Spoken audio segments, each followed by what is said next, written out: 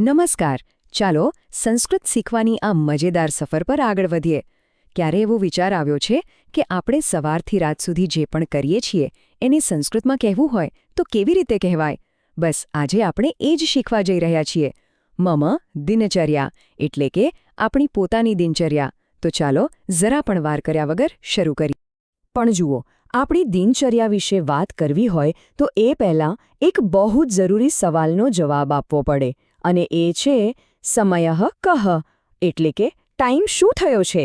કારણ કે સમય વગર તો દિનચર્યાની વાત જ ક્યાંથી થાય, સાચું ને? તો ચાલો સૌથી પહેલાં સંસ્કૃતમાં ઘડિયાળ જોતા શીખી લઈએ. તો આપણા આજના આ વિષયના પહેલા ભાગમાં ચાલો સમજીએ કે સંસ્કૃતમાં સમય બતાવવો કેવી રીતે. અને હા, જરાય ગભરાવાની જરૂર નથી. આ એકદમ સહેલું છે. એકવાર આ આવડી ગયું ને પછી તો આખા દિવસની દિનચર્યા વર્ણવવી એ તો સાવ રમતવાત બની જશે. સારું, તો ચાલો સૌથી પહેલા અને સૌથી સરળ શબ્દથી શરૂઆત કરીએ. અને એ શબ્દ છે વાદનમ. હવે આનો ઉપયોગ ક્યારે થાય? જ્યારે પણ ઘડિયાળમાં પૂરેપૂરા કલાક વાગ્યા હોય, માની લો કે 6 વાગ્યા છે તો આપણે કહીશું ષડ્વાદનમ. અચ્છા, તો 7 વાગ્યા હોય તો શું કહીશું? વિચારો. બિલકુલ સાચું, સપ્તવાદનમ. જોયું છે ને, એકદમ સહેલું. ઓકે, પૂરા કલાકની વાત તો સમજાઈ ગઈ. પણ મિનિટનો શું? અહીં તો ખરી મજા છે. સંસ્કૃતમાં આના માટે બહુ સરસ વ્યવસ્થા છે. જો કલાક ઉપર થોડી મિનિટો થઈ હોય તો બસ એક શબ્દ યાદ રાખવાનો, અધિક, જેનો અર્થ થાય વધુ. અને જો કલાક પૂરો થવામાં થોડી મિનિટો બાકી હોય તો એના માટે શબ્દ છે ઊન, એટલે કે ઓછી. ચાલો આને ઉદાહરણ સાથે જોઈએ એટલે એકદમ પાક્કું થઈ જશે. જુઓ આ પહેલું ઉદાહરણ. અહીં ઘડિયાળમાં શું સમય થયો છે? 6:05. તો સંસ્કૃતમાં એને કહેવાશે પંચાધિક ષડવાદનમ.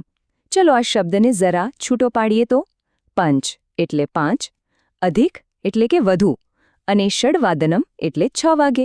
બસ જોડાઈ ગયું. 6 વાગ્યા કરતાં 5 મિનિટ વધુ. ચાલો આ અધિકવાળી વાતને એકદમ પાક્કી કરી લઈએ. આ બીજું ઉદાહરણ જુઓ. ઘડિયાળમાં વાગ્યા છે 11:10. તો હવે વિચારો જોઈએ, આને સંસ્કૃતમાં શું કહીશું? બરાબર, દશાધિક એકાદશવાદનમ. 10 એટલે 10 અને એકાદશ એટલે 11. એકદમ પરફેક્ટ. ચાલો હવે વારો છે આપણા બીજા શબ્દ ઊનનો, જેનો અર્થ થાય ઓછી. અહીં જો સમય છે 7:55. હવે આને આપણે એમ પણ કહી શકીએ ને કે 8 વાગવામાં 5 મિનિટ ઓછી છે. બસ સંસ્કૃતમાં પણ એવું જ છે. એટલે આપણે કહીશું પંચોન અષ્ટવાદનમ.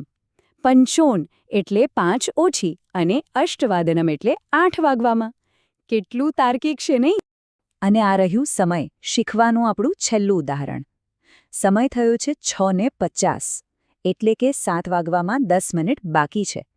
તો હવે તો આવડી જ ગયું હશે. આપણે કહીશું દશોન સપ્તવાદનમ. ખૂબ સરસ. તો લો, હવે સંસ્કૃતમાં કોઈ પણ સમય બતાવવો એ ડાબા હાથનો ખેલ છે. ચાલો ત્યારે હવે આ જ્ઞાનનો ઉપયોગ કરીએ. તો હવે જ્યારે આપણે સમયના માસ્ટર બની ગયા છે તો ચાલો એનો ઉપયોગ કરીને એક વિદ્યાર્થિનીની સવારની દિનચર્યામાં ડોક્યું કરીએ. જોઈએ કે એનો દિવસ કેવી રીતે શરૂ થાય છે અને ક્યારે શું થાય છે. દરેક દિવસની શરૂઆત એક નવી સવાર સાથે થાય છે.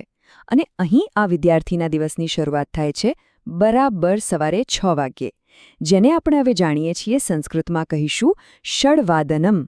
ચિત્રમાં પણ દેખાય છે, એ પથારીમાંથી ઉઠી રહ્યો છે.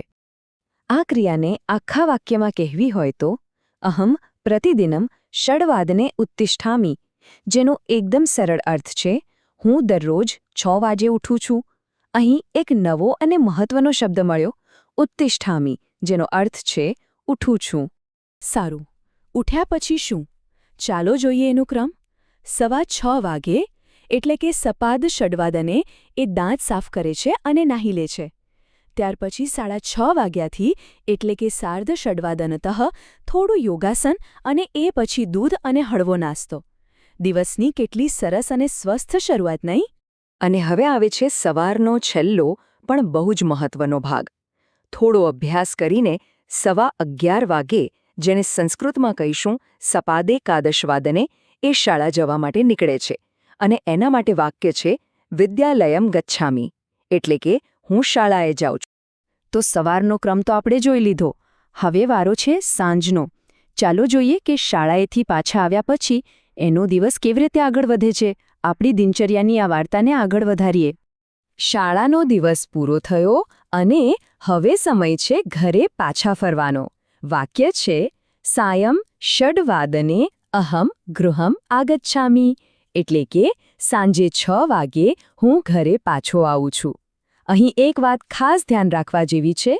ગચ્છામિ એટલે જાઉં છું અને આગચ્છામિ એટલે આવું છું. નાનો પણ મહત્વનો તફાવત છે. ઘરે આવ્યા પછી પણ સાંજનું આખું ટાઈમ ટેબલ તૈયાર છે. સૌથી પહેલાં 6:15 થી 7:15 સુધી રમવાનો સમય, પછી 15 મિનિટ સાંજની પ્રાર્થના, ત્યાર પછી 1 કલાક શાંતિથી કોઈ પુસ્તક વાંચવાનું અને છેલ્લે 8:30 વાગે આખા પરિવાર સાથે બેસીને જમવાનું. જમી લીધા પછીનો જે 1 કલાક છે ને, એ કદાચ દિવસનો સૌથી ખાસ સમય છે. 9 વાગ્યાથી 10 વાગ્યા સુધી. એવું તો શું થતું હશે? ચાલો જોઈએ. એ માતા-પિતા સાથે બેસીને વાતો કરે છે.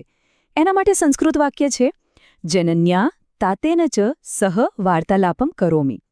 ખરેખર આખા દિવસમાં શું થયું, શાળામાં શું બન્યું, એ બધી વાતો કરવા માટે આનાથી સારો સમય બીજો કયો હોઈ શકે ને? અને છેલ્લે રાત્રે 10 વાગે એટલે કે દશવાદને આખા દિવસની પ્રવૃત્તિઓ પૂરી થાય છે અને આરામનો સમય આવે છે. શયનમ કરોમિ, જેનો અર્થ થાય છે હું સૂઈ જાઉં છું. અને બસ આ સાથે જ એની આ સુંદર દિનચર્યા પૂરી થાય છે. ખૂબ સરસ. આપણે એક વિદ્યાર્થીની આખી દિનચર્યા સંસ્કૃતમાં સમજી લીધી. હવે વારો છે પ્રેક્ટિસનો. ચાલો આપણે જે કંઈ શીખ્યા એને થોડું પાક્કું કરી લઈએ, જેથી બધું બરાબર યાદ રહી જાય. શું કહો છો? તૈયાર છો ને? ચાલો અહીં આપેલા જોડકા જોડીને આપણી યાદશક્તિ ચકાસીએ. સૌથી પહેલાં પ્રાતઃ એટલે કે સવારે 6 વાગે શું કામ થાય છે? બરાબર, અલ્પાહારમ. પછી બપોરે 12 વાગે એટલે કે દ્વાદશવાદને? પઠનમ. સાંજે 6 વાગે? ભોજનમ. અને છેલ્લે રાત્રે 10 વાગે શું? બિલકુલ સાચું, શયનમ. શાબાશ, બધું બરાબર યાદ છે. હવે એવો વિચાર આવી શકે કે આપણે આજે શીખ્યા એ શું ખાલી ચોપડીમાં જ કામ આવશે? તો જવાબ છે ના, બિલકુલ નહીં. જો, આ એક બસનું સમયપત્રક છે. અહીં 2 શબ્દો છે, આગમન એટલે બસ ક્યારે આવે છે એ સમય, અને નિર્ગમન એટલે બસ ક્યારે ઉપડે છે સમય. તો ચાલો આ ટાઈમટેબલમાંથી એક સવાલનો જવાબ શોધીએ. ઉપલેટા રાજકોટ બસ કેટલા વાગે આવે છે? એટલે કે કતિ વાદને આગચ્છતિ? જરા ધ્યાનથી જુઓ તો. જવાબ મળ્યો? સાચું, એ આવે છે 9 વાદને એટલે કે 9 વાગે. જોયું? હવે તો સંસ્કૃતમાં બસનું ટાઈમટેબલ જોવું પણ સહેલું થઈ ગયું. તો આજે આપણે એક વિદ્યાર્થીની દિનચર્યા જોઈ, ઘડિયાળમાં સંસ્કૃતમાં સમય કહેતા શીખ્યા અને એનો અભ્યાસ પણ કર્યો. હવે આ બધું શીખ્યા પછી સૌથી મહત્વનો સવાલ એ છે કે આપણી પોતાની દિનચર્યા, સવારે ઉઠવાથી માંડીને રાત્રે સૂવા સુધીની, એને સંસ્કૃતમાં કેવી રીતે વર્ણવી શકાય? આના પર જરૂરથી વિચારજો. ફરી મળીશું, ત્યાં સુધી આવજો.